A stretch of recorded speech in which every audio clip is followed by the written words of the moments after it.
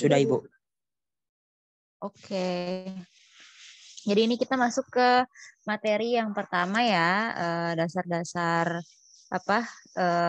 farmakologi dan toksikologi. Jadi yang akan kita bahas hari ini adalah yang pertama ikatan obat dengan protein, yang kedua antagonis dan sinergisme obat, yang ketiga dasar-dasar toksikologi. Yang pertama adalah ikatan obat dengan protein dulu. Nah, sebentar. Nah,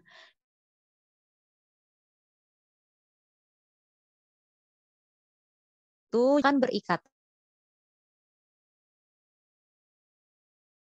Misalnya kita ambil darah gitu ya, terus kemudian darahnya diputar di sentrifuge, kemudian akan menjadi 3 seperti ini. Di bawah itu sel-sel darahnya, terutama sel darah merah, yang tengah itu bavikot terdiri dari sel darah putih dan platelet, yang banyak ini plasma. Plasma terdiri dari elektrolit, air, dan protein. Nah, protein plasma ini yang nantinya akan berperan pada ikatan obat dengan protein. Nah, obat kemudian akan berikatan dengan protein membentuk kompleks. Kalau misalnya kompleks obat dengan proteinnya besar, maka obatnya tidak disorder otak, mungkin ginjal atau kapiler gitu ya. Nah, ini seperti yang udah dijelasin tadi, plasma itu protein plasma ya. Dia adanya di plasma. Terus macam-macam protein plasma itu apa aja? Yaitu ada fibrinogen, albumin, globulin, dan protombin. Jadi ini ditandai nanti PPT di-share sih di grup ya. Kemungkinan nanti ada di soal ya. Macam-macam protein plasma ada 4 ya, fibrinogen, albumin, globulin, sama protombin. Nah, terus yang berperan untuk pembekuan darah apa? Yaitu fibrinogen dan protombin. Sementara untuk osmolaritas plasma itu yang berperan adalah albumin dan globulin gitu ya. Sampai sini kecepatan atau bingung atau ada yang mau diulang, mau ditanya?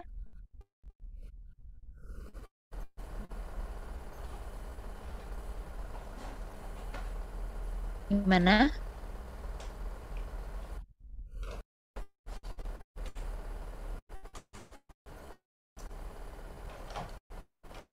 Jelas ya? Cukup jelas ya? Jelas, Bu.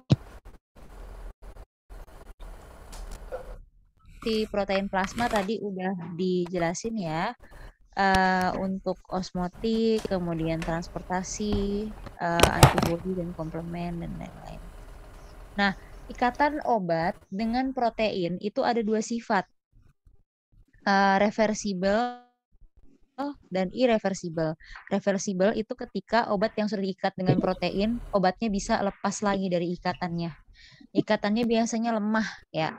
Nah, kalau yang irreversibel itu dia ketika obatnya sudah diikat dengan protein gitu, dia ikatannya kuat sehingga susah untuk lepas gitu ya. Intinya reversibel masih bisa lepas setelah berikatan, kalau irreversibel sudah tidak bisa lepas. Nah, jadi ketika kadar obat bebas yang mulai menurun, maka obat yang berikatan dengan protein plasma akan melepaskan diri sehingga terbentuklah kesetimbangan gitu ya. Nah, pengaruhnya apa sih ikatan dengan protein terhadap farmakokinetik? Karena kan tadi di depan udah dijelasin ya, kalau ikatan obat dengan protein itu berperan pada distribusinya gitu ya. Nah, sekarang karena dia terdistribusi maka akan mempengaruhi juga tadi ada kompleks obat dengan protein yang bisa lewat sawar, maka akan berpengaruh ke clearance-nya.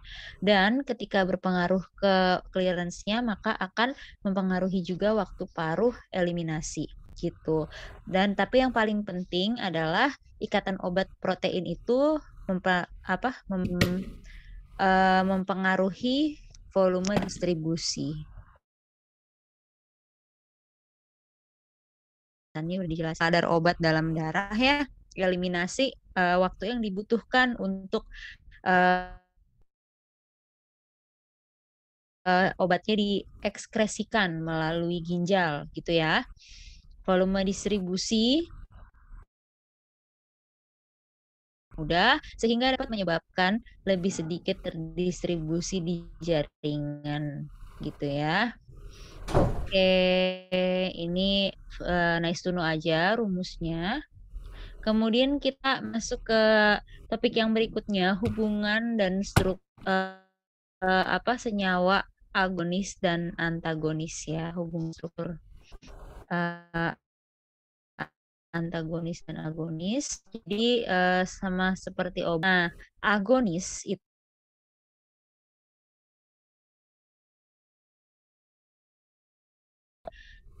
saling mendukung gitu ya bahasanya. Kalau antagonis dia merancang kombinasi obat, pembuatan komposisi obat, merancang senyawa antagonis dan mengetahui mengantisipasi bahaya interaksi obat.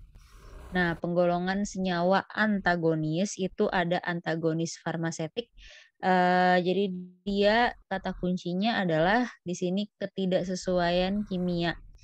Sehingga, senyawa aktif yang dilepaskan menurun, kecepatannya juga menurun, gitu. Jadi ketidaksesuaian kimia, mungkin salah satu obatnya basa, salah satunya asam, gitu ya.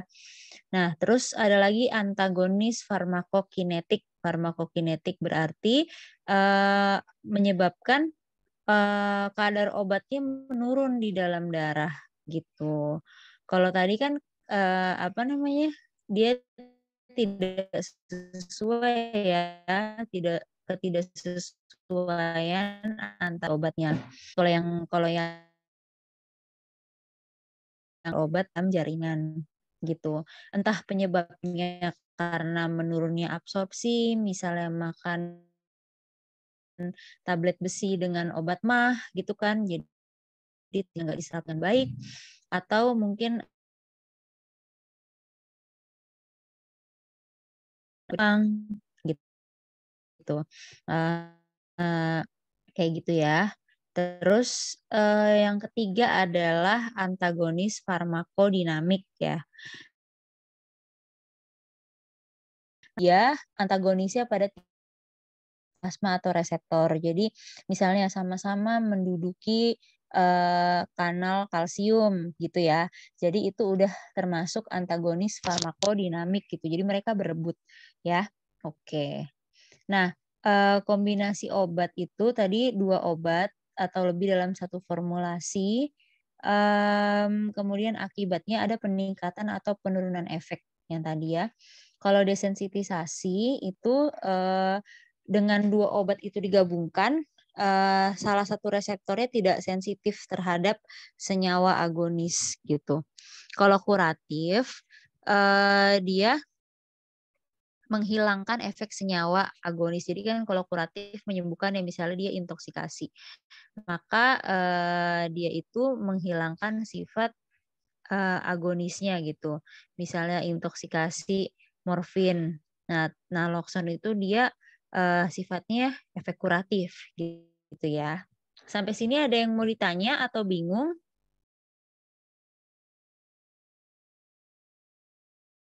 Nggak ada ya? Udah jelas?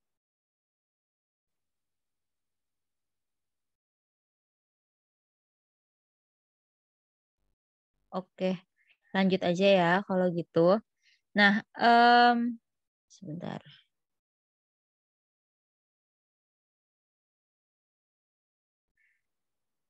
Terus efek sinergisme pada farmakodinamik ini jadi kalau potensiasi itu dia, apa, menghambat ini tadi sih potensiasi pokoknya dia meningkatkan kerjanya, kalau bisa menghambat bioinaktivasi, menurunkan ekskresi gitu, Nah ini udah ya, sama kayak tadi juga lebih murah, lebih nyaman, ini juga. Nah, ini antagonis pada ini juga udah ya. Misalnya yang tadi nih, kalau misal, antagonis kimia, Misalnya heparin kan sifatnya asam, dengan protamin sifatnya basa sehingga menjadi tidak aktif gitu ya. Kompetitif, jadi tadi kan antagonis ada yang reversibel, irreversibel, sama tambahan satu lagi kompetitif ya, gitu. Bedanya apa? Antagonis kompetitif, tadi kan reversibel sama irreversibel udah dijelasin ya. Tinggal sekarang tambahannya yang kompetitif. Nah, kalau kompetitif dia berebutan untuk menduduki reseptor yang sama. Misalnya antihistamin dan histamin, antikolinergik dan kolinergik. Gitu ya. Oke. Ada yang mau nanya sampai sini? Atau bingung?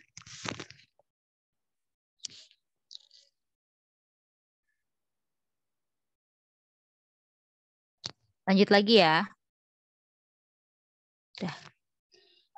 Ini yang non kompetitif ya, misalnya dia menghalangi impuls. Contohnya botulinum toksin dengan asetilkolin. Jadi si botulinum itu menghalangi asetilkolin gitu ya. Terus ini pengurangan afinitas, dia obat dan antagonis bekerja pada sel yang sama tapi tempatnya berbeda gitu ya. Jadi efeknya pun juga akan menurun. Terus kalau pengurangan aktivitas intrinsik itu antagonis bekerja pada sel yang berbeda dengan agonis. Kalau tadi kan selnya sama nih yang penurunan afinitas. Kalau yang intrinsik dia selnya berbeda gitu ya. Contohnya spasmolitik sama spasmogen. Nah, itu aja sih. Menghalangi impuls tadi udah dijelasin ya.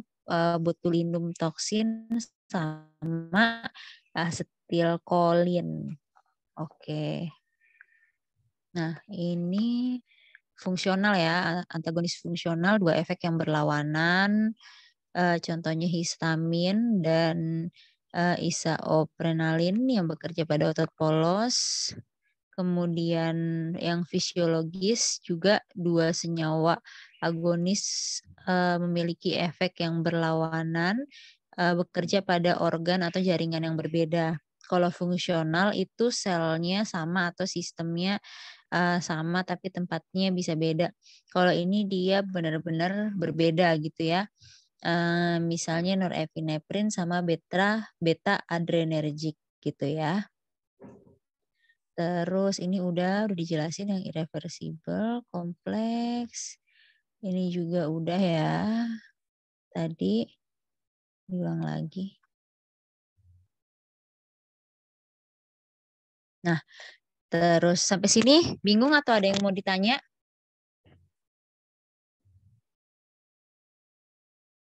Kita lanjut ya.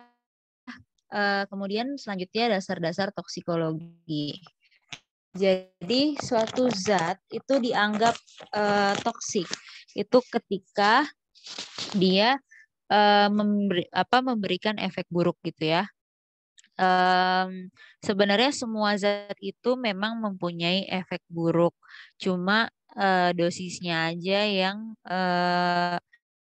membedakan dia antara toksik atau obat gitu ya. Nah, ada toksikologi kerja itu yang ditemukan di tempat kerja, misalnya terpapar atau sintetis atau pembuatan. Kemudian, nah kalau misalnya paparan pada tempat kerja itu biasanya nilai ambang batasnya threshold limit value gitu ya.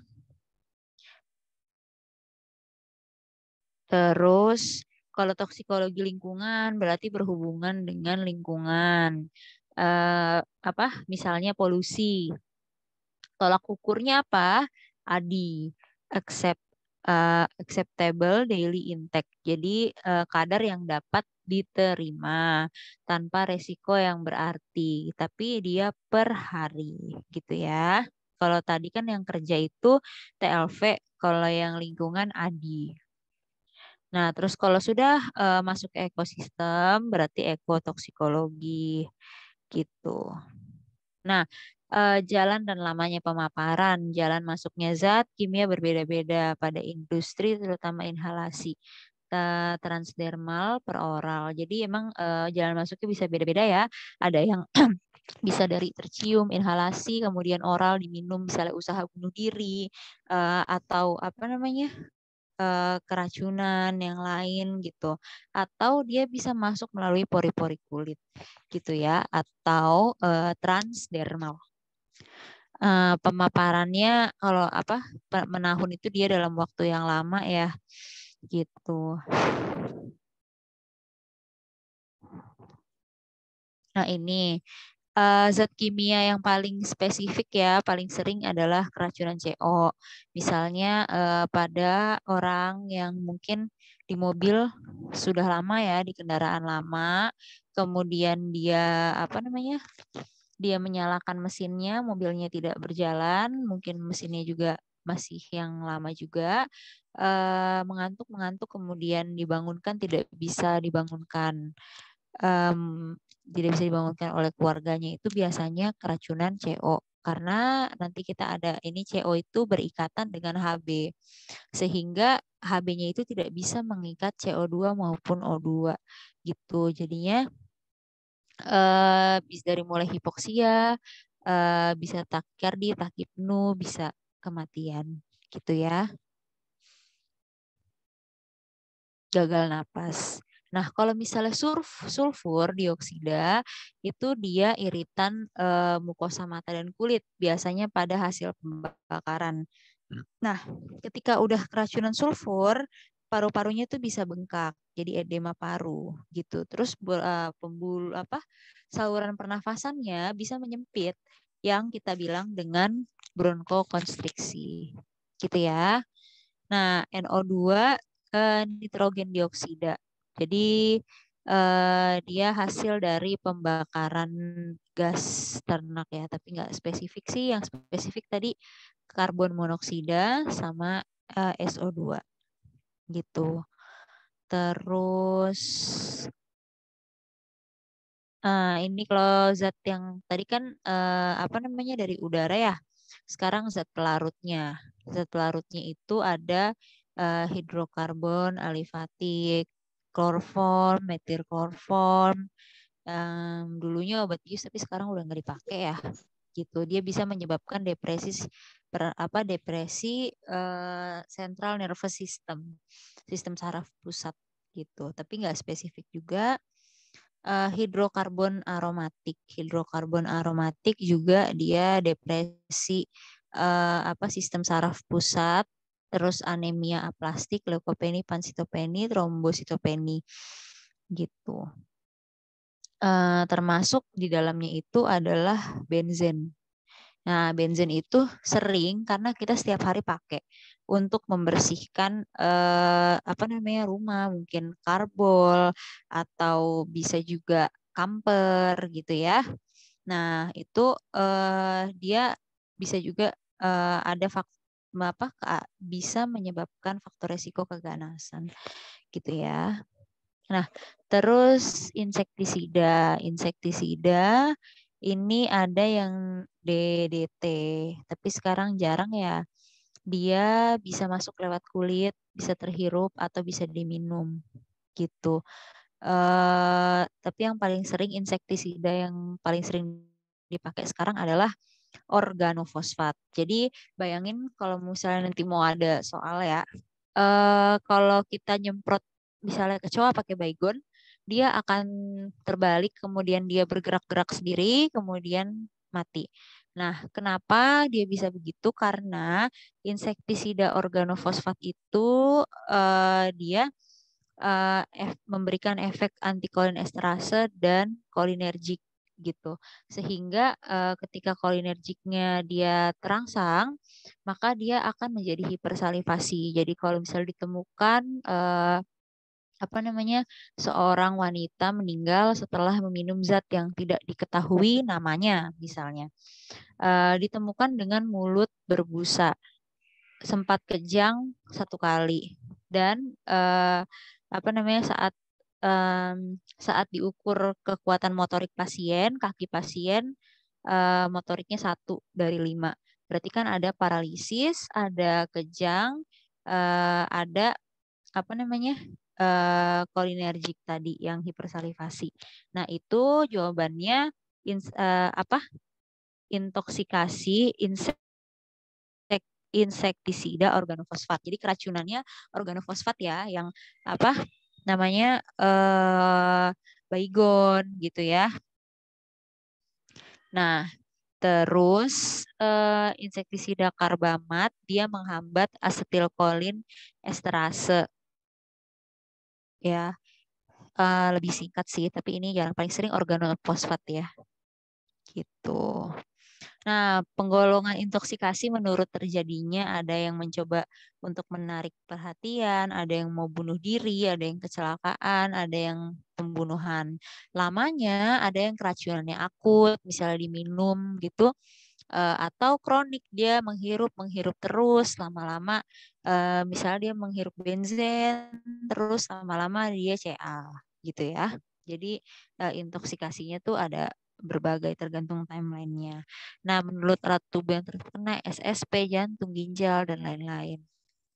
Gitu. Zatnya tadi udah dibahas ya. Nah, penata laksanaannya gimana? Sebenarnya ini agak panjang ya, slide untuk penata laksanaannya.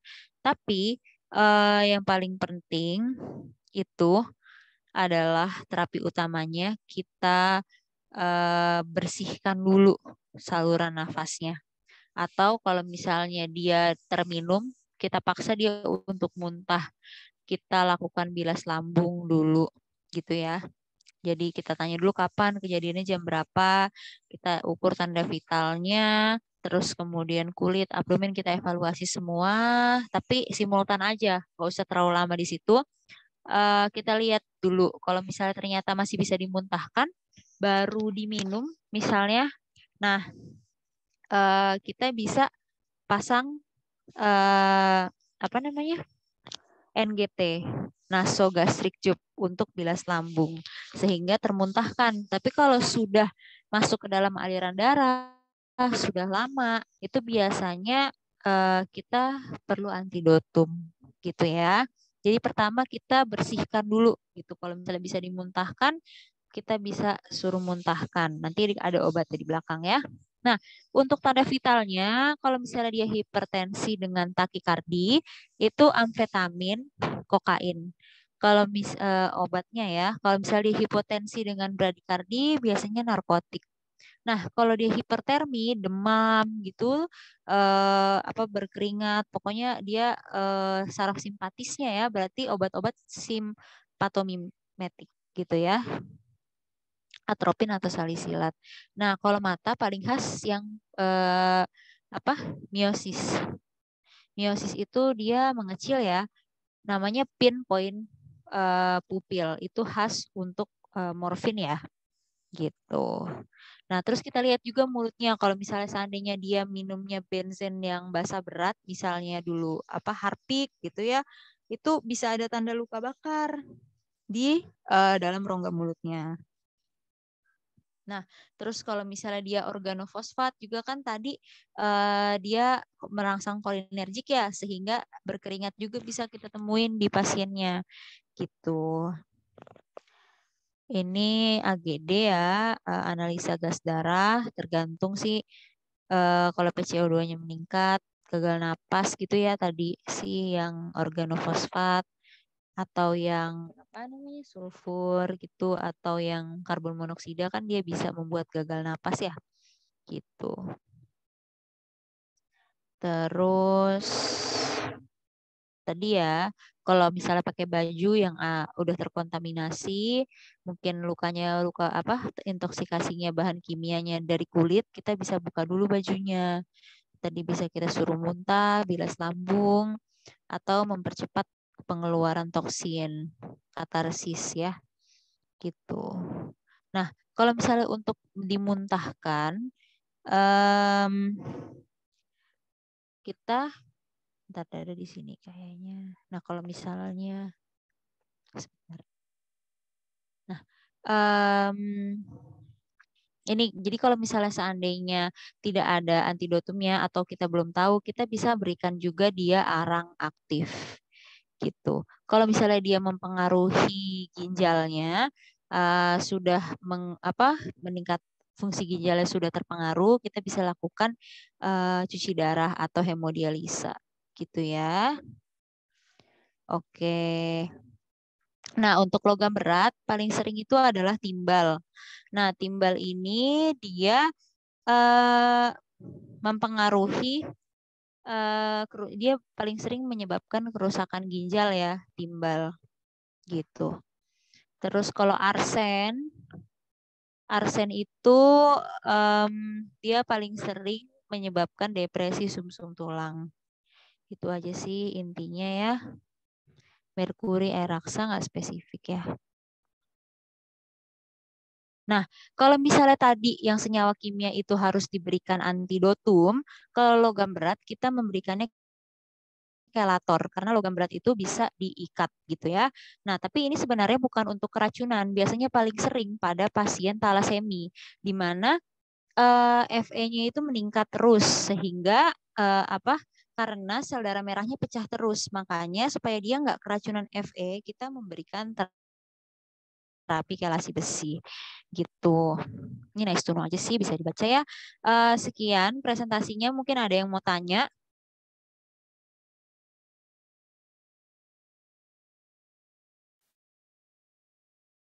atau ada yang bingung.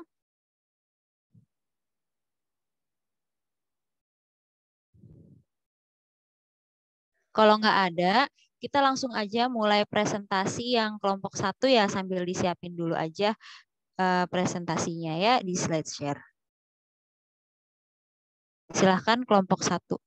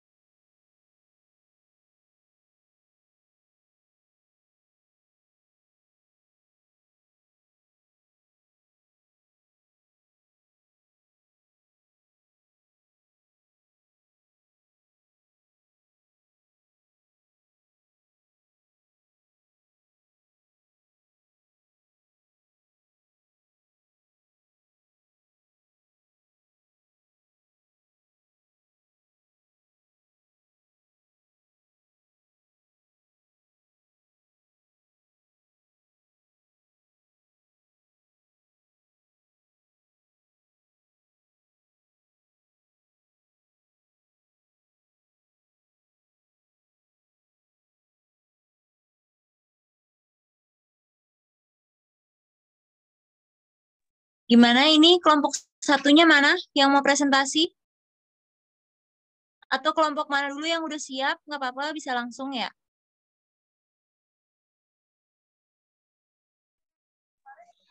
Sebentar, Bu.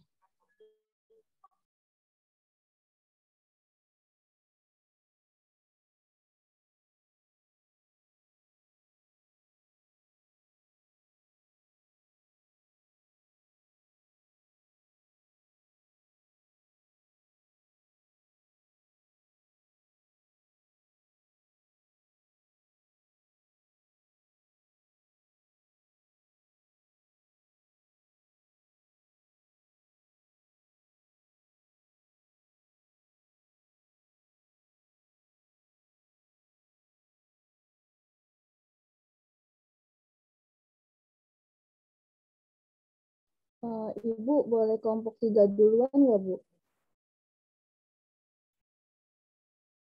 Boleh, boleh.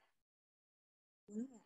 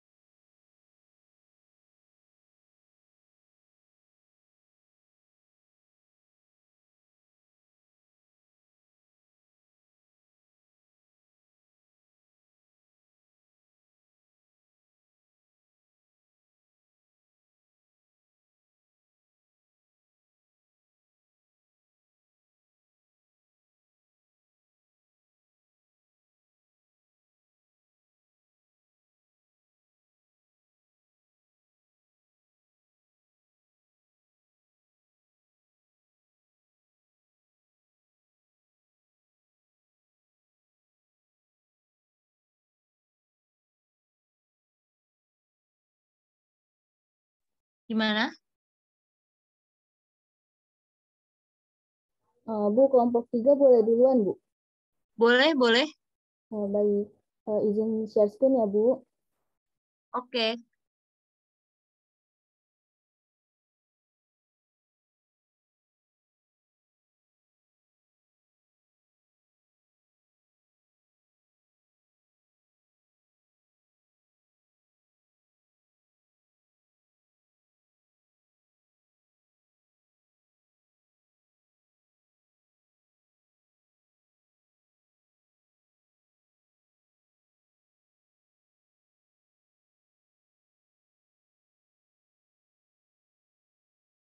Apa sudah terlihat PPT-nya? Sudah. Udah.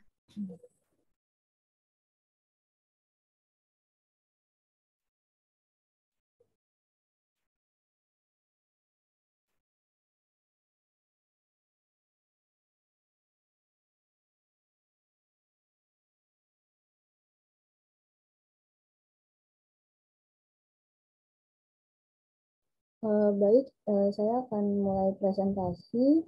Bismillahirrahmanirrahim. Assalamualaikum warahmatullahi wabarakatuh. Selamat siang, Ibu dan teman-teman semuanya. Kami dari kelompok 3 ingin mempresentasikan tentang dasar-dasar toksikologi. Yang beranggotakan saya sendiri, Anissa Rahma Priliani, lalu ada teman saya, Kak Anita dan Kak Florita. Yang pertama itu ada apa itu toksikologi? Toksikologi adalah ilmu pengetahuan yang mempelajari efek merugikan dari bahan kimia terhadap organisme.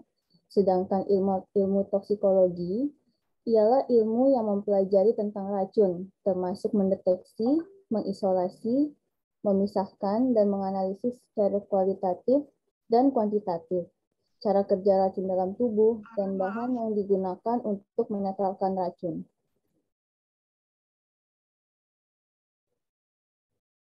Apa slide-nya keganti? Iya, slide-nya belum keganti. Nggak keganti, Belum keganti. Iya. Masih di mana kalau boleh tahu? Nah. Masih di slide pertama. Masih di slide awal. Ini baru ganti. Iya. Berarti izin saya nggak full screen ya, karena nggak kelihatan tayangnya. Selanjutnya saya ulang dari pengertian dari toksikologi. Toksikologi adalah ilmu pengetahuan yang mempelajari efek merugikan dari bahan kimia terhadap organisme. Sedangkan ilmu toksikologi ialah ilmu yang mempelajari tentang racun, termasuk mendeteksi, mengisolasi, memisahkan, dan menganalisis secara kualitatif maupun kuantitatif cara kerja racun dalam tubuh, dan bahan yang digunakan untuk menetralkan racun. Selanjutnya adalah sejarah toksikologi. Sejarah toksikologi sendiri berasal dari seorang fisikawan asal Swiss bernama Paracelsus. Ia dinobatkan menjadi the father of modern toxicology yang dikenal dengan teori beliau yang berbunyi all substances are poison. There is none which is not a poison. The right dose differentiates a poison from a remedy. Yang artinya, segala sesuatu adalah racun dan tidak ada yang tanpa racun. Hanya dosis yang membuat sesuatu menjadi racun atau bukan racun, atau dikenal dengan dosis solum facit venom. Selanjutnya adalah definisi-definisi dari toksikologi. Toksikologi sendiri yang tadi kita sudah bahas di pertama, yaitu ilmu yang mempelajari tentang mekanisme kerja dan efek yang tidak diinginkan dari bahan kimia yang bersifat racun serta dosis yang berbahaya terhadap tubuh manusia. Nah, toksikologi ini terbagi juga menjadi cabang, yaitu toksikologi industri, yang mempelajari tentang pengaruh pemajanan bahan-bahan yang dipakai dari sejak awal sebagai bahan baku, proses produksi, hasil produksi, beserta penanganannya terhadap tenaga kerja yang bekerja di unit produksi. Selanjutnya, di dalam toksikologi ini ada racun. Apa sih pengertian dari racun sendiri? Racun adalah bahan kimia yang dalam jumlah relatif sedikit berbahaya bagi kesehatan bahkan jiwa manusia atau dapat berbahaya bagi kehidupan manusia. Selanjutnya adalah perkembangan toksikologi. Toksikologi ini berkembang menjadi berbagai cabang. Cabang ilmu toksikologi antara lain yang pertama adalah farmakotoksikologi yang diperlukan untuk penelitian terhadap daya racun obat-obatan. Farmakotoksikologi juga merupakan cabang ilmu toksikologi tertua. Yang kedua, ada toksikologi makanan dan kosmetik. Berfungsi untuk memenuhi kebutuhan pengawet dan penyimpanan agar produksi pangan dan kosmetika terus ditingkatkan. Yang ketiga, ada toksikologi pestisida, yaitu pestisida sendiri itu adalah racun yang sengaja dibuat oleh manusia untuk membunuh organisme pengganggu dan insekta penyebar penyakit. Seperti contohnya kayak baygon yang untuk membunuh nyamuk, itu yang paling kita dapati sering di rumah kita ya. Lalu perlu dilakukan penelitian agar pestisida ini spesifik membunuh organisme target dan tidak mengganggu lingkungan termasuk manusia. Yang keempat, toksikologi industri yang menggunakan bahan berbahaya dan beracun, maka perlu dilakukan penentuan NAB, TLP, MAC berdasarkan jenis bahan yang digunakan. Yang kelima adalah toksikologi militer. Dalam militer, terutama saat berperang, selain menggunakan senjata tajam, juga menggunakan senjata kimia, biologis, dan fisik, di mana hal tersebut memerlukan ilmu toksikologi. Yang keempat, toksikologi forensik. Di bidang ini adalah untuk mempelajari penyebab kematian dari seseorang. Yang ketujuh, ada toksikologi medis, di mana bidang yang mengembangkan uji coba obat baru terhadap organ manusia. Yang kedelapan, ada toksikologi lingkungan, yaitu semua zat buangan, sisa metabolisme, dan kehidupan manusia akan masuk ke lingkungan. Maka perlu dikaji dengan ilmu toksikologi di dalam lingkungan. Untuk materi selanjutnya akan dilanjutkan oleh teman saya, Kak Florita. Silakan, Kak. Baiklah, saya akan melanjutkan.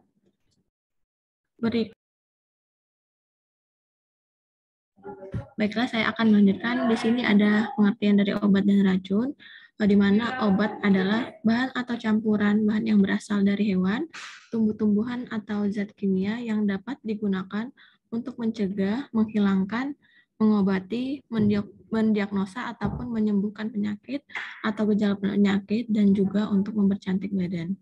Kemudian ada pengertian racun, di mana racun adalah zat atau bahan yang bila masuk ke dalam tubuh melalui mulut, hidung, suntikan dan absorpsi melalui kulit, atau digunakan terhadap organisme hidup dengan dosis relatif besar, akan merusak kehidupan atau mengganggu dengan serius satu atau lebih organ atau jaringan.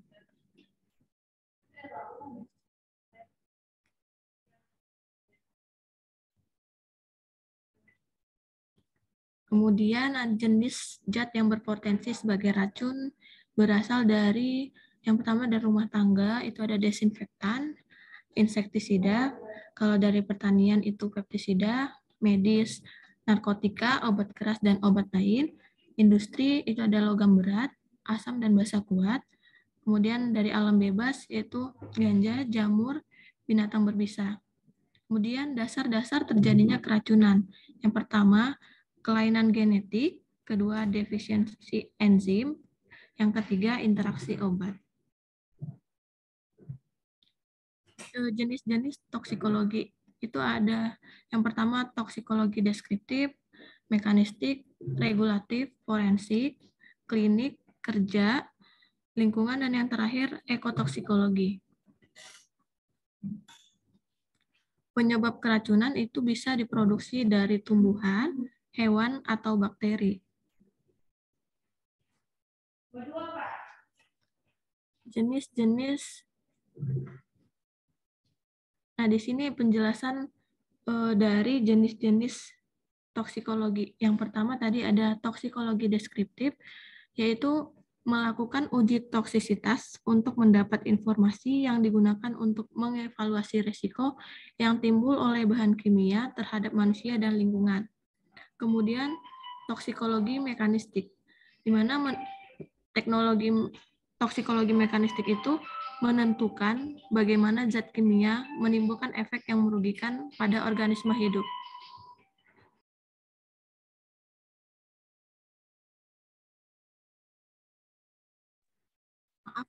Selanjutnya, toksikologi regulatif. Toksikologi regulatif itu menentukan apakah suatu obat mempunyai resiko yang rendah untuk dipakai sebagai tujuan terapi. Kemudian toksikologi forensik mempelajari aspek hukum kedokteran akibat penggunaan bahan kimia yang berbahaya dan membantu menegakkan diagnosa pada pemeriksaan post-mortem. Selanjutnya, toksikologi klinik. Toksikologi klinik ini mempelajari gangguan yang disebabkan substansi toksik, merawat penderita yang keracunan, dan menemukan cara dalam penanggulangannya. Kemudian toksikologi kerja. Toksikologi kerja mempelajari bahan kimia pada tempat kerja yang membahayakan pekerja dalam proses pembuatan, transportasi, penyimpanan maupun penggunaannya. Kemudian toksikologi lingkungan mempelajari dampak zat kimia yang berpotensi merugikan sebagai polutan lingkungan. Yang terakhir, etoksikologi, yaitu mempelajari efek toksik zat kimia terhadap populasi masyarakat.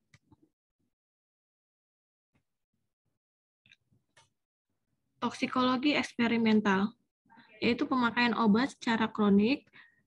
Toksikologi eksperimental dibagi dua, pemakaian secara kronik, itu ada antihipertensi, obat TBC, kontrasepsi. Harus disertai data karsinogenik dan teratogenik dari obat tersebut. Kemudian pemakaian obat dalam waktu pendek. Contohnya obat cacing, harus memenuhi syarat toksisitas akut. Selanjutnya akan dilanjutkan oleh Kak Anita.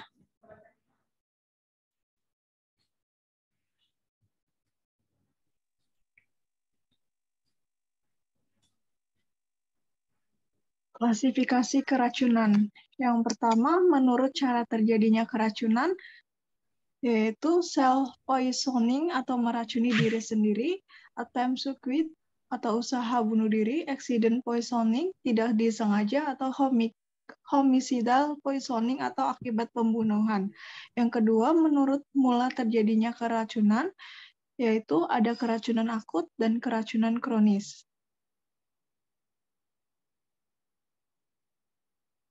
Selanjutnya, menurut organ terkena keracunan, ada neurotoksik, kardiotoksik, toksik, nefrotoksik, hepatotoksik. Yang keempat, menurut jenis bahan kimia, ada golongan alkohol, golongan fenol, dan golongan logam berat.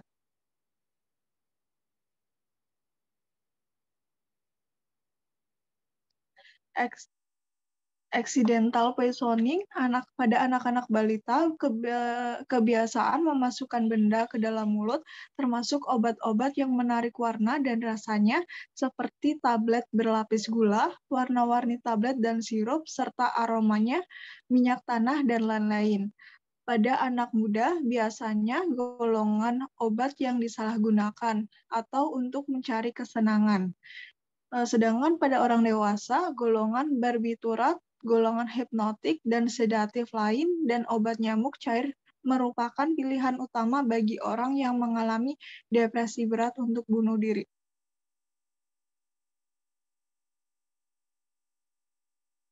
Selanjutnya, self-poisoning. Kecelakaan karena kurang hati-hati dalam penggunaan, misalnya keracunan pestisida atau insektisida.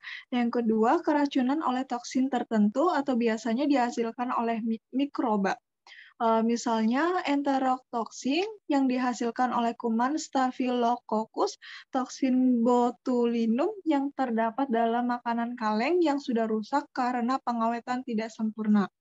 Yang ketiga, keracunan yang disebabkan oleh makanan sehari-hari yang mengandung racun. Misalnya sianida dalam singkong, muskarin pada jamur,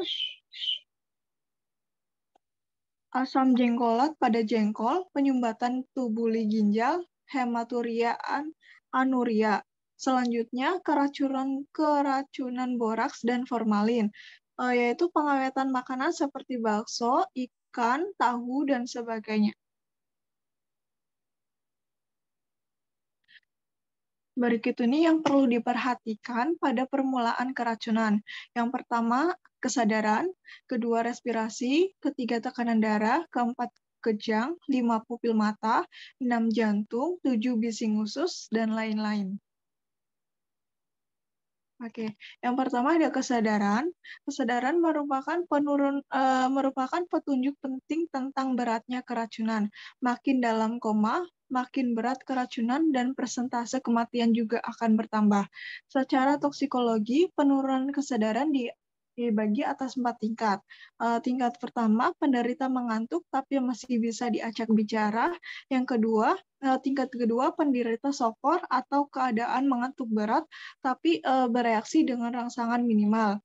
Tingkat ketiga, penderita sopor komatus bereaksi dengan rangsangan maksimal.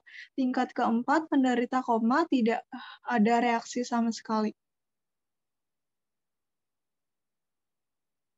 Yang kedua, ada respirasi. Salah satu penyebab kematian pada keracunan adalah terhambatnya aliran nafas oleh sekresi mukus seperti pada keracunan obat-obat SSP atau obat yang merangsang cerebellum medula dan sumsum tulang belakang. Yang ketiga, ada tekanan darah. Penurunan tekanan darah sering terjadi pada keracunan dan dapat pula timbul shock, tapi tidak begitu berat, bisa diatasi dengan tindakan sederhana. Shock berat umumnya berhubungan dengan kerusakan pusat vasomotor dan prognosa yang jelek.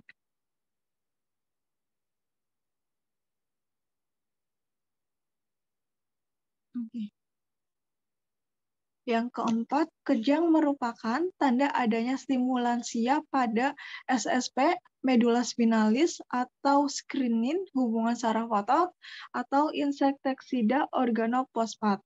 Yang kelima, pupil dan refleks ekstremitas. Yang keenam, bising usus, yaitu perubahan bising usus menyertai perubahan derajat kesadaran tingkat 3. Biasanya bising usus negatif dan tingkat 4 selalu negatif. Dapat dipakai oleh pasien yang pura-pura pingsan.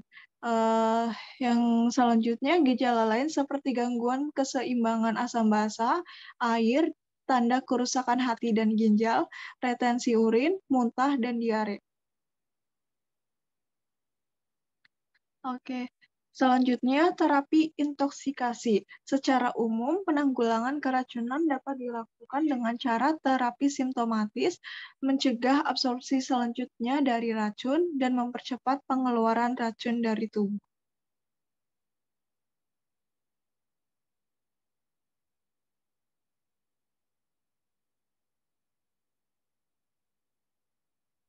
Oke, berarti ini udah selesai ya, yang kelompok ini. Sudah, Bu. Ya, ini kayaknya sama kayak yang kelompok pagi ya, PPT-nya. Kenapa, Bu? Maaf. Sama kayak yang kelompok pagi, PPT-nya. Kelompok pagi kita dari 2A pagi, Bu. Oh, ini dari 2A pagi. Iya. Oke, oke. Ya udah. Berarti ini kan masih ada 2 lagi ya yang belum ya, berarti ya yang belum maju ya. Iya, Bu. Yang 2 lagi minggu depan aja ya sebelum materi. Baik, Bu. Berarti hari ini cukup sampai sini. Ada yang mau nanya nggak untuk materi yang tadi udah disampaikan?